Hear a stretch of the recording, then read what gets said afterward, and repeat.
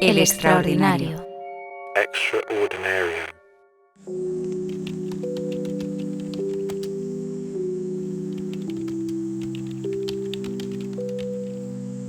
Un día escribía en mi ordenador y empecé a notar que muchas de las palabras que me venían a la cabeza tenían el mismo final.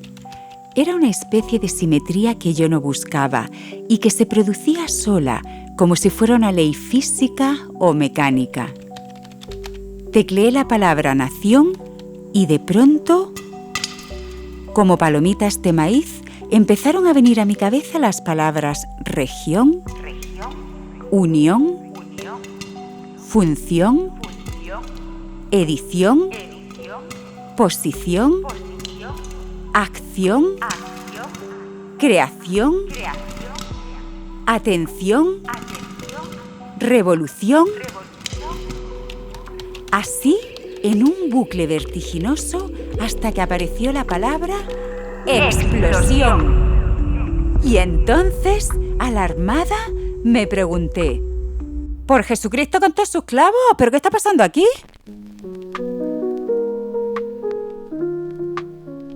¿Sería una lluvia de rimas igual que aparece en el cielo una lluvia de meteoritos?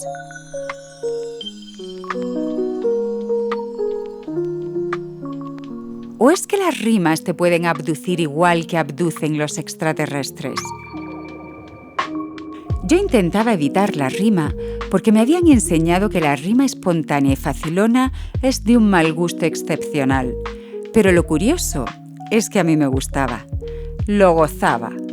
Porque ponía música y juego al texto y porque la rima callejera, la que no se hace con la cinta métrica de la poesía, también es un disfrute. O si no, que se lo digan a los millones de personas que escuchan y hacen freestyle. Esto. Ya te dije que no vine a perder el tiempo. Voy cerrando pactos con verdaderos guerreros, por supuesto. No lo estás sintiendo. Cruzando el largo charco para alzar mi puto imperio. Dejarte día y noche para que me sigan liando. Entonces decidí que tenía que entender mejor el fenómeno de la rima. Y no fue fácil. Me costó una investigación meticulosa que me llevó a hablar con varias personas que conocen la rima desde todas sus costuras. La música, la poesía, el juego, la trova, el repentismo, el freestyle, la improvisación, el hip hop. TikTok, you don't stop.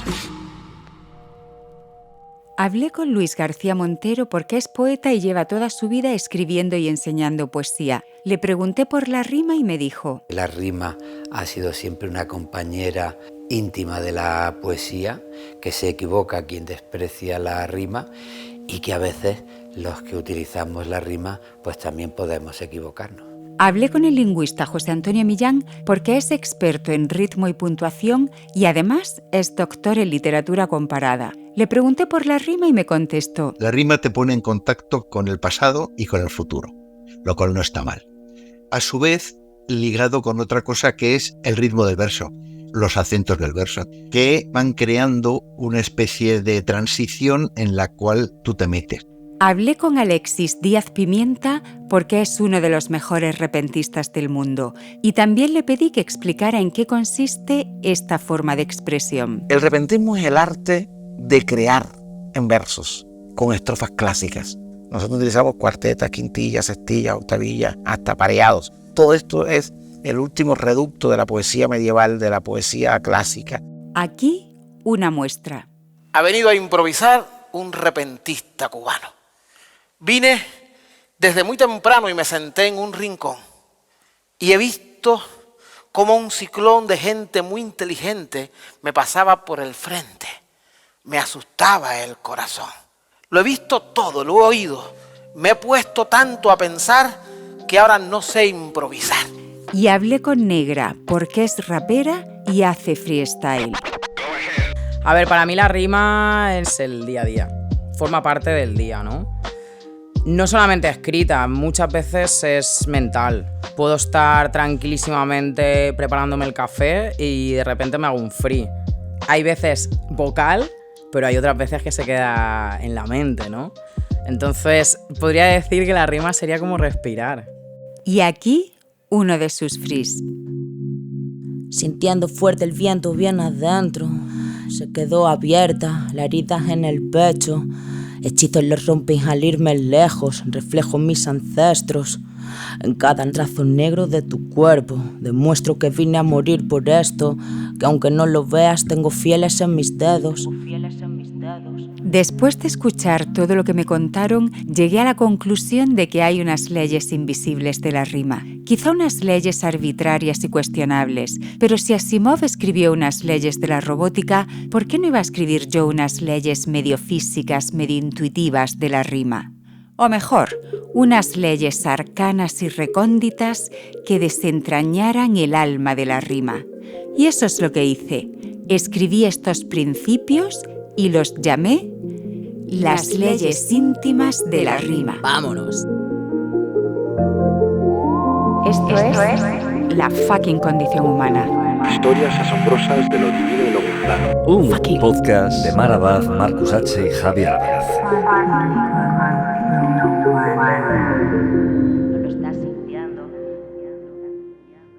Para crear las leyes íntimas de la rima, tomé como modelo las leyes de la robótica de Asimov, y eso me exigió un poco de ciencia y bastante literatura. Lo primero que tenía que hacer era definir qué es una rima. Consulté diccionarios, compendios, tratados, busqué todas las definiciones que le habían dado a lo largo de la historia y hallé una que me pareció inmejorable. La había descubierto el repentista y escritor Alexis Díaz Pimienta. La mejor definición de rima que he encontrado nunca me la dio una niña de 4 años. Cuando le pregunté en clase, ¿pero qué son las rimas?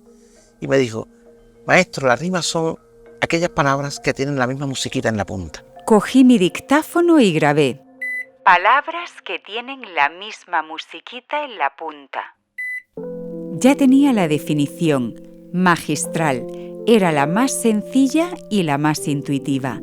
Ahora tenía que empezar a elaborar las leyes y lo primero que quería saber es por qué disfrutaba tanto cuando se me ocurría una rima.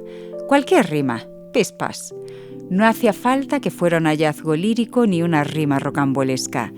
Esas rimas tan tontas como a lo hecho pecho a mí me hacían feliz. Le pregunté a Pimienta por qué ocurría eso y él me dijo: Las rimas placer. Cuando jugamos a las rimas o cuando escuchamos rimar, ya sea en una canción, en una improvisación, en una retahíla, en un juego infantil, la sonrisa es la primera expresión del rostro. La sonrisa. A mis notas. La rima es placer. Ya, pero ¿qué tipo de placer? Así que le pedí a Pimienta que lo concretara. Yo creo que placer de rimar es psicológico y fisiológico. Yo encontré una rima nueva y me río. Cuando no la encuentro me río otra vez por mi capacidad de encontrarla. Cuando jugamos a las rimas que son competitivos, son juegos concursivos, es volver a la infancia. Te encuentras adultos mayores, gente muy seria, gente muy entendida, que se infantiliza cuando comienzan a jugar a la rima. Entonces, el misterio está en el placer que genera. Entonces grabé. El placer de la rima es psicológico y fisiológico.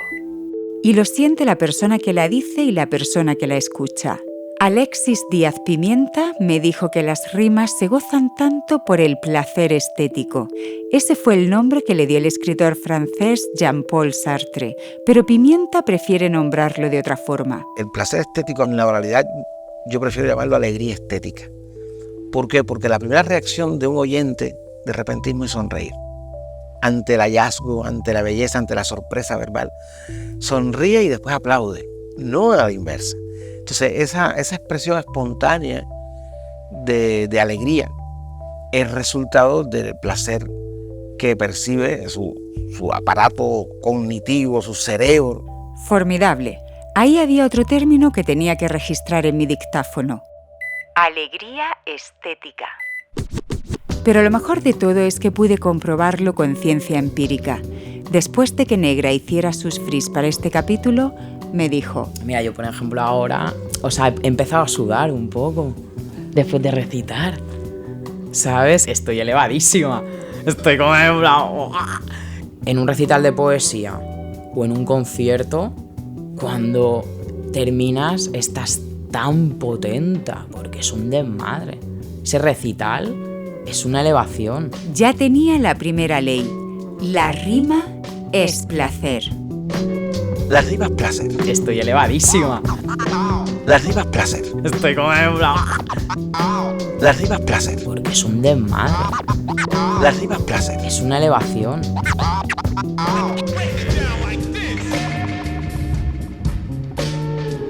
¿He dicho algo demasiado mordaz? ¿Es mi lengua demasiado voraz y mi ingenio demasiado vivaz?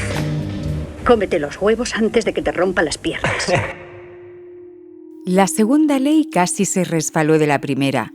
No era tan contundente como las demás y ni siquiera era una ley al uso, pero pensé que esta cualidad estaba en el ADN de la rima y era de ley hacer la ley. Esa es la puta ley. Además, me pregunté, ¿acaso hay un código que prohíba que las leyes puedan tener sabores? La cuestión surgió cuando Pimienta me habló de... La rima como caramelo fónico. La rima como caramelo fónico. Era un concepto que no podía dejar escapar, porque esto empezaba a tomar sabor, y las palabras y los sonidos, para el que sabe escuchar, tienen colores y tienen sabores. Estaba segura de que si pudiésemos chupar una rima, sería dulce. ¡Qué rico! Y Negra me lo confirmó.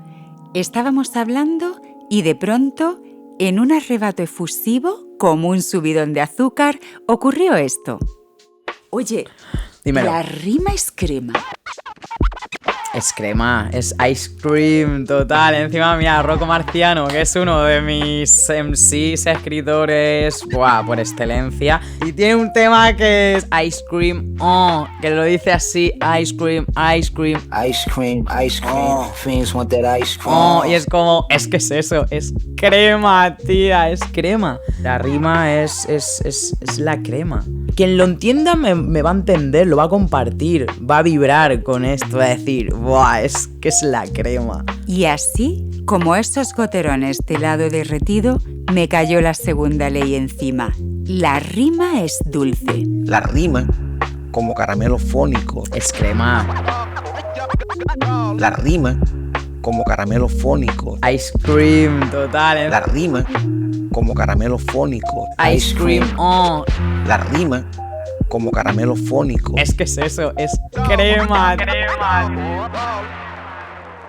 La tercera ley fue apareciendo en un chas, chas, chas de la conversación con Millán. Más de una vez me he sorprendido andando con el ritmo que te dan los pasos y por dentro de golpe notar que estaba repitiendo algún fragmento de poema que coincidía con el mismo ritmo y que mi memoria me lo ha traído ahí. Y esta especie de bastón de la memoria que te permite acompasar el ritmo con un ritmo verbal que viene a lo mejor de otro poeta y tal, pues me he descubierto a veces que como andar y el ritmo del poema venían a ser lo mismo, ¿no? Lo que dice Millán tiene mucha lógica. El ritmo es una forma de marcar el paso que se da andando y el paso que se da escribiendo y recitando. El ritmo es una forma de equilibrio, es un chas donde agarrarse, es una guía que te encamina. Le pregunté a Negra qué ritmo siente en sus rimas y me contestó. Pues el ritmo de tu vida, total. Dependiendo de tú, en el estado en el que estés, lo que te rodea, quién te rodea también. Escribirás de una forma o de otra, recitarás de una forma o de otra. El ritmo tiene muchas holguras y da mucho de sí. Todo depende si estoy leyendo lo que he escrito o estoy de impro. De impro, el ritmo es más libre. Es un compás más suelto hecho de palabras y respiraciones. En cambio, cuando Negra lee, la cosa cambia. No me pongo un tempo. No sé. O sí, o quizás sí me pongo un tempo. No lo sé, me podría hacer quizá un free y lo vemos. No, a ver. Vámonos, ¿sabes? Que ahora digo, ¿para dónde me voy? Venga, vámonos. Díselo. Me mantengo fuera de esto. Llego tarde, joder, sé que no debo. Frío lento. Yo, hierve, hierve, hierve. Entra de nuevo al templo, no lo ves joder. Con mis fieles solo me muevo cerrando pactos con verdaderos guerreros. Aquí me quedo meditando bien lento. Uf, siéntelo joder, siéntelo joder. Entra solo con respeto. Benditos mis sagrados arquitectos. Estás sintiendo las flores de cerezo que las llevo aquí en el cuerpo, tatuadas desde luego. Joder, en los 90 aquí sigo, me pasa ese juego porque con los toyacos no me muevo. No lo ves en el primer puesto. Cemo ese siempre a tus pies, ¿no lo ves? Acaríciame otra vez, bébeme. En los 80 me quedé, ¿no lo ves? Javi, díselo otra vez. Uf, en el lavapiés en Madrid. ¿Dónde vamos? ¿Dónde vamos? Y no lo sé, perdida, encontrando una salida. Dímelo. Dímelo, yo. No tuve que mentir, ni tampoco a toyaco sonreír. ¿Qué va así? Esto se hace así. Pura clase seda fina, hierba en el jardín. Al fin llegó tu fin, consumiendo fashit. Rodeado de bichis, corrido el camino. Sí, corrido el camino. Y así se armó la tercera ley. La rima es ritmo. Un ritmo verbal. El ritmo de tu vida. Un ritmo verbal. El ritmo de tu vida total. Entonces, igual que una rima lleva a otra rima, una ley me llevó a otra ley. Pensé que si la rima es ritmo, la rima también es orden. La rima es una secuencia. Exige ciertos sonidos por delante y por detrás. Y entonces me pregunté, ¿la rima es lineal o la rima es circular? ¿La rima es una curva o la rima avanza en punta? Y venga pregunta y pregunta y pregunta hasta que me dio un mareo que no sabía ni en el día que estaba.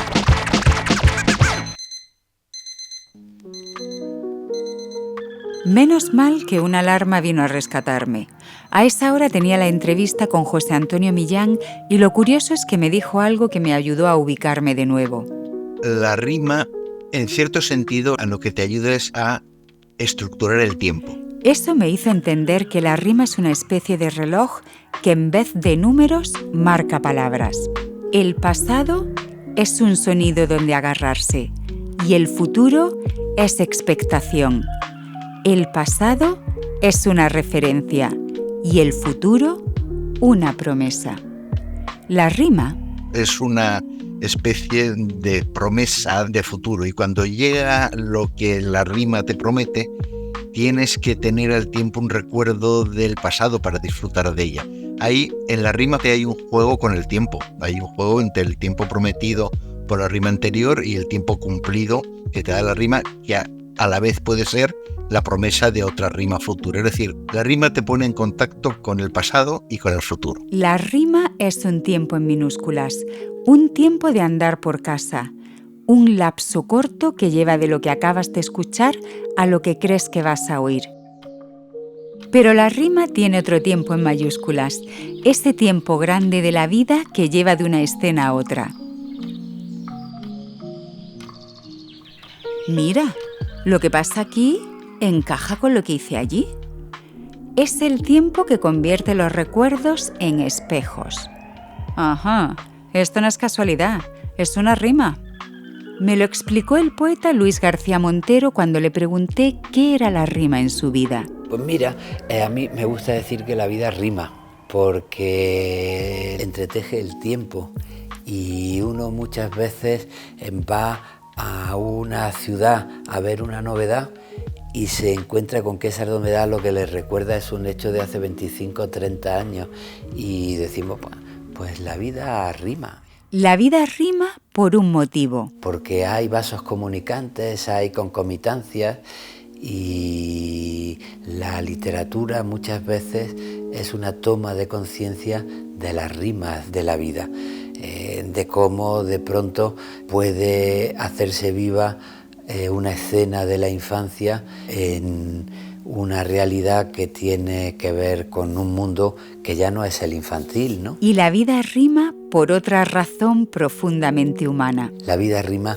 porque hay un seguro azar, que decía Pedro Salinas, y porque en el fondo todo se encarna en un ser humano, y lo que permanece en un ser humano es lo que hace que unas cosas se relacionen con otras y rimen con otras. Y eso que dice Luis García Montero rima con una cita que se atribuye al escritor Mark Twain. La historia no se repite, pero rima. Y así cristalizó la cuarta ley. La rima es tiempo.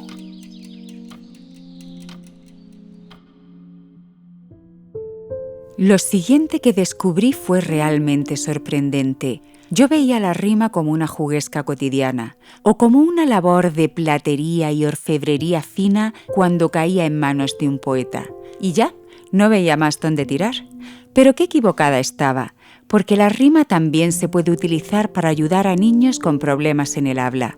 Fue algo que descubrió el repentista Alexis Díaz Pimienta y que decidió llamar rimoterapia por este motivo. El término rimoterapia me pareció lúdico, pero a la vez con un perfil académico, científico, que deja claro cuál es la intención, que es ejercer de terapeuta a través de la rima. Vale para todo el mundo, pero sobre todo... Está diseñado para niños con autismo y con cualquier tipo de discapacidad cognitiva, de trastornos del conocimiento, con trastornos del habla. La rimoterapia se basa en este método. A través de las rimas, a través de las equivalencias fonológicas, que son las rimas, tanto la consonancia como la asonancia, pero fundamentalmente la consonancia, porque es equivalencia fonológica altamente codificada, o sea, es mucho más plena, mucho más estimulante. A través de eso, provocarle placer a esos niños para que sigan jugando con las palabras. Y de momento el niño dice corazón, y después dice jamón, y después dice canción, y después dice melocotón, y después dice atracción, y después dice emoción. Y todas esas palabras que no tienen más relación entre ellas que un mismo sonido final. Es muy lúdico. O sea, no hay, digamos, una responsabilidad semántica, no hay un lenguaje funcional. Es el puro placer del sonido. Y la técnica funciona muy bien por este motivo. A través del placer de la rima, el niño comienza a darse cuenta que las palabras no son solamente sonidos arbitrarios, sino que hay palabras que están relacionadas entre sí por un mismo sonido final. Pimienta se basa en todo lo que ha aprendido como profesor de repentismo durante más de 35 años. He tomado la mayoría de los juegos que yo había creado en mi método Pimienta para la enseñanza de la improvisación, que es el método con el que se trabaja en las escuelas de repentismo en Cuba, en Puerto Rico, en Colombia, en México, en Venezuela, en todos los países, y los he adaptado a estos niños que están aprendiendo a conocer su propia capacidad comunicativa. Pimienta ha aprendido tanto de las rimas que ha llegado a introducirse en su alma, esa esencia a la que solo se llega desde los estudios del lenguaje, la neurociencia, la oralidad. Hablo siempre desde la neurolingüística, todos los aportes que está haciendo la neurociencia para el conocimiento del cerebro y cómo funciona el habla, la memoria, todo eso me está sirviendo para reacomodar mis juegos y mis ejercicios con la rima. Existe la teoría de que la suerte es que te toque la lotería, pero la suerte es que te toque un buen profesor, ese que te descubre algo, ese que te cambia la vida, ese que te mete en la sangre la rima. Tenía un profesor de literatura castellana que era un bohemio, era un person, ¿no? Mucha gente a lo mejor pues lo juzgaría, y él me dio el amor a la poesía en realidad, porque él le tenía mucho amor a la poesía. Nos obligaba, que no era una obligación, ¿no?, pero a recitar encima de las mesas. No podías recitar sentado porque la poesía te elevaba. Era un flipao. Entonces yo ahí ya hice un cortocircuitos, ¿no? Y luego vino la cultura del hip hop y el arte y todo lo demás. Pero el primer encuentro con la rima negra lo tuvo en la escuela, en lo alto de una mesa, recitando poesías. Y así llegué a la conclusión de la quinta ley. La rima es curativa.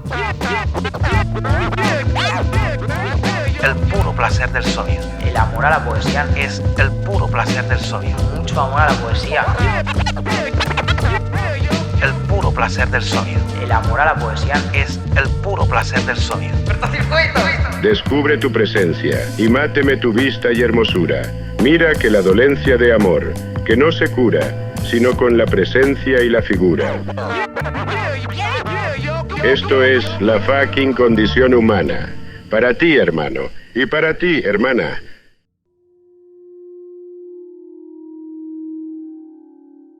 Hay una rima repentina que es de uso diario y esa rima tiene una genialidad. No necesita escuela. Aparece, emerge, florece, así como me está pasando ahora. Pero claro, en esa espontaneidad, cuando dejas que unos sonidos tiren de otros, surgen palabras, cursiladas, feísmos como ese florece que hasta quita las ganas de vivir. Y luego hay otra rima que es más sofisticada. Es la rima de la poesía y su genialidad es que es artística y es matemática. Y esa sí necesita escuela. Me lo explicó el poeta Luis García Montero. A la hora de tomar decisiones sobre el lenguaje, cada uno escoge su música. Pero incluso la música más sencilla, para tener vida y fuerza, necesita un conocimiento técnico fundamental. Yo desconfío del poeta, aunque escriba después poemas realistas, desconfío del poeta que no sepa improvisar un soneto en 2 minutos. Porque el soneto, la rima, la décima, la estrofa clásica te permite un conocimiento técnico sobre el lenguaje y sobre las posibilidades del lenguaje y cuando quieres llamar la atención en algo y cuando quieres enlazar algo, que es lo que después te permite dominar la palabra para escribir como quieras. Eso me hizo pensar que debía incluir una sexta ley que proclamara: la rima es técnica. Controlando el micrófono en español. Habíamos hablado de pautas, medidas, equivalencias, de simetrías, de cintas métricas. Así se dibujaba la rima poética, pero también había una rima más desenvuelta, la rima de la música contemporánea que pide quitarse el corsé y echarse a la calle en tetas. Así me lo contó Negra. Yo no hago rima ni asonante ni consonante, sí, hacemos los 4x4 y tal, pero yo me muevo por donde me da la gana. Me callo muchas veces cuando tal, hago muchas respiraciones, o sea, no se trata de llenar todas las casillas. Hay casillas que se pueden quedar en el aire. Esta es la diferencia que tengo con muchos MCs. Yo no como la olla, no soy una cura, no venís aquí a que os dé el sermón, ¿sabes? Es como, vámonos de viaje, ¿no? Vámonos a ver para dónde podemos irnos. Negra hablaba de su forma de hacer rimas como MC, es decir, como artista y cantante de rap.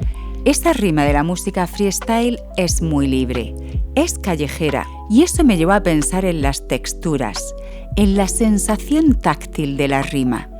Pensé en la rima poética y la sentí fina y sedosa. Pensé después en la rima de la música urbana y la sentí áspera y escarpada. Y las dos eran igual de válidas, las dos poderosas. Tanto vale la rima sofisticada como la de andar por casa. Tú puedes tener alguna fácil, pero no significa que sea básica. Porque yo me he escuchado de gente, hostia, que dice, pues no te lo has rebuscado mucho, pero joder, vaya contundencia y vaya zas en toda la boca. Hay veces que no es necesario decir tanto y luego con un fraseo corto un poquito más callejeo te doy un buen zas, ¿sabes?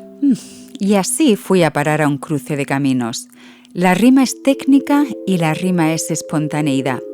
Entonces me pregunté si podía haber una ley y su contraria. La idea me encantaba porque no hay nada mejor que hackear tus propias normas. Hacer un código y plantarle una paradoja. ¡Pum! Pero es que la vida es así, ambigua, enredada. Puede haber un precepto y eso mismo del revés. ¿Acaso el gato de Schrödinger no está vivo y muerto a la vez? Pues pa'lante. La séptima ley sería: la rima es osadía. Asimov escribió 3 leyes y yo ya llevaba 7. Esto empezaba a irse de madre, así que me dije, una más y a chapar. Pensé entonces que tenía que rematar las leyes con uno de los 2 enigmas que me habían llevado a esta investigación. El primero ya estaba resuelto. Sí. La rima es placer. La rima es placer. Por eso me divertía tanto. El segundo estaba aún sin resolver y tenía que responder a estas preguntas. ¿Hay algún tipo de fuerza que arrastra de una rima a otra? ¿Existe algún tipo de efecto imán? ¿Es quizá una fuerza expansiva? Negra no tenía dudas. Siento que es una fuerza. Una fuerza que tira en muchas direcciones distintas. A mí me hace mucha gracia cómo la rima de lo que mejor funciona es para sugerirte palabras, adjetivos que si no, no se te habrían ocurrido. Y eso puede dar lugar a veces a destellos de creación que te pueden dejar sorprendido. El lingüista José Antonio Millán ya había observado el fenómeno y hacía pocos días había pensado en ello mientras leía un poema de Ramón María del Valle Inclán. Tiene una composición que es sobre una feria que dice así: ingrata la luz de la tarde, la lejanía en gris de plomo, los olivos de azul cobarde, el campo amarillo de cromo. Bueno, de entrada hay que tener muchas narices para rimar plomo con cromo, pero bueno, le encantaba estar en esta cosa un poco ultraísta, muy moderna, pero a mí lo que me llamó mucho la atención es esta de rimar la luz de la tarde con los olivos de azul cobarde. Vamos a ver, el azul cobarde como color es asombroso, es decir, los olivos común no llega a ser azul, es un azul que no se atreve a serlo, es un azul verdoso grisáceo, si no es por la rima, no te viene. Ingrata la luz de la tarde, los olivos de azul cobarde, claro. La rima puede actuar como un fuelle, como un disparadero de ideas. Este tipo de hallazgos, que son más frecuentes de lo que parece, para mí convierten la rima en una especie de generador de nuevas ideas poéticas. Es como si dijeras, bueno, ¿qué junto yo aquí que no se ha juntado nunca? Bueno, pues azul y cobarde. Un color y una emoción. La rima pega unas palabras a otras y también junta unas ideas con otras. Al improvisador Pimienta le gusta explicar este efecto imán con un verso del poeta cubano José Lezama Lima que dice así: aquí llegamos, aquí no veníamos. El poeta llega a argumentos, a reflexiones a las que no iba a llegar si no es empujado por la rima. Porque cuando tú empiezas a hablar del horizonte y tu cerebro encuentra la rima rinoceronte, te sacó del horizonte y te llevó a África. Ahí no ibas, ahí te llevó la métrica y te llevó la rima. Aquí llegamos, aquí no veníamos. Todo eso pasa en el cerebro de un improvisador. Y es tan potente esta forma de relacionar palabras y frases que se ha llevado a las máquinas más sofisticadas. Esta atracción de unas palabras por otras, incluso hasta frases enteras, es una de las formas en que trabajan las inteligencias artificiales generativas como el GPT, porque prevén estadísticamente la siguiente palabra. Hay una dirección clara en el tipo de fuerza que ejerce la rima. El vigor de atraer, la energía de acercar, el efecto imán. Pero la rima, en su poder de atracción, se mueve también en otras direcciones. Se mueve en círculos. Lo supe cuando hablé con el repentista Pimienta. Decía Borges que un diccionario de la rima es una máquina de pensar, porque una palabra te lleva a otra palabra, sin más relación que la propia musicalidad de la palabra. Constante, cantante, diletante, importante, desodorante, Dante. Y vas de desodorante a Dante. ¿Qué hizo mi cerebro ahí? Tuvo una doble gravitación léxica. Dos fuerzas de gravitación a la vez. Por una parte, la terminación fonológica antes, y por otra parte, la consonante D del principio. Dante llegó porque había hecho antes desodorante. Una D atrae a otra D. Eso lo llamo yo gravitación léxica.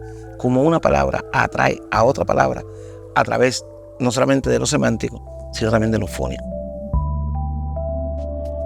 Pimienta llamó gravitación léxica a ese poder expansivo de las rimas porque le recordaba una imagen que el pedagogo Gianni Rodari describió en su libro Gramática de la Fantasía.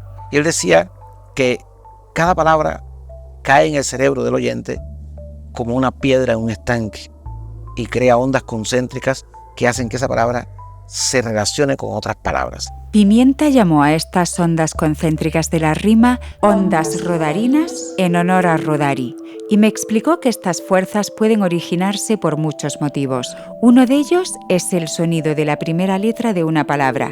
Así, por ejemplo, la palabra China, lo primero que hace es relacionarse con todas las palabras que empiezan por CH. China, chepa, choza, chapa, chimpancé. Después otra palabra que empieza por chi. China, chimpancé, chicle, chile, chi. Las palabras también se atraen por su sonido final, por la terminación rimal. China también se relaciona con ina, terminación ina, masculina, femenina, camina. Las palabras se atraen también por lo que dicen, por lo que cuentan, por su significado, y por esta fuerza de atracción se producen lo que Pimienta llama ondas concéntricas semánticas.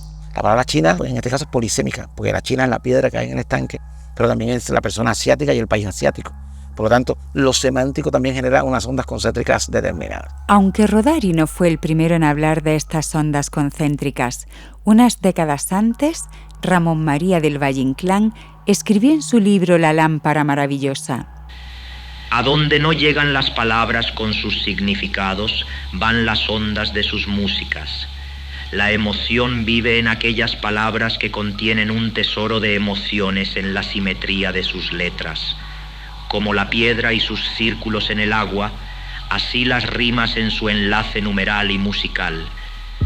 Ya tenía cientos de pruebas empíricas del efecto imán y de la fuerza gravitacional que se produce entre rima y rima, pero quedaba una fuerza más, una potencia que iba de persona a persona y que rozaba con esos mundos de almas y esencias de los que hablaba Goethe y Rudolf Steiner. Era una energía mucho más salvaje, más corpórea y mística a la vez. Era una fuerza que Negra describía así: de paso hacia el otro cuerpo. Claro, sobre todo tú cuando estás recitando en voz alta hacia los demás, es como conectas con las almas. Entonces es un viaje, entras, pam, boom. Y es súper fuerte, cuando sientes eso es muy fuerte. Estando sola también sientes esa movida, ¿eh? No necesitas a gente como para qué tal, pero cuando sí que conectas, es un paso hacia el cuerpo de esa persona, ese interior, y luego te vuelve a ti. Bueno, yo he llorado al igual que me he puesto a reír, al igual que he gritado más o tal. Claro, porque vas sintiendo tanta movida. De aquí saqué la octava y última ley. La rima es gravitacional. La emoción vive en aquellas palabras como una piedra en un estanque. Es un viaje.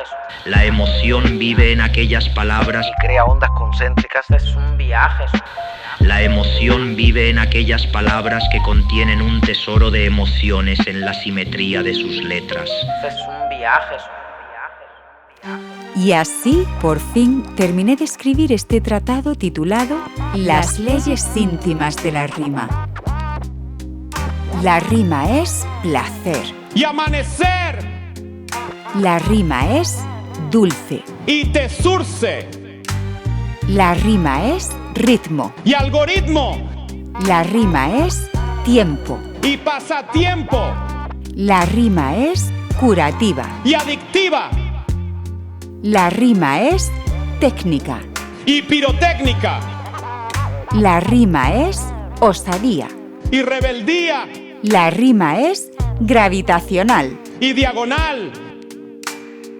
Aunque en realidad, igual que Asimov añadió una ley cero a sus leyes de la robótica, yo podría seguir escribiendo leyes sin parar porque las rimas están en todo, impregnan todo, colorean todo.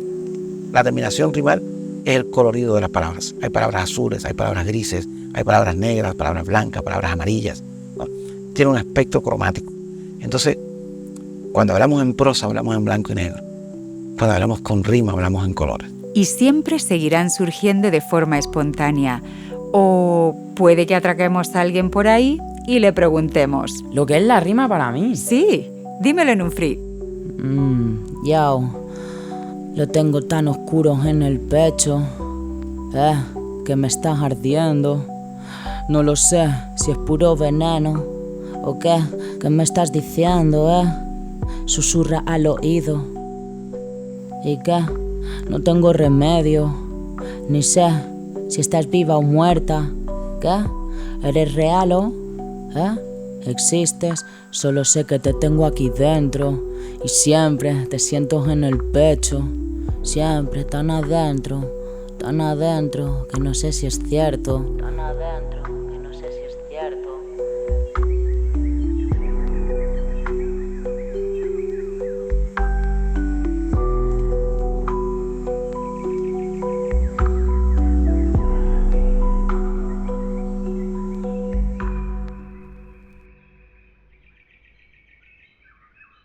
La fucking condición humana.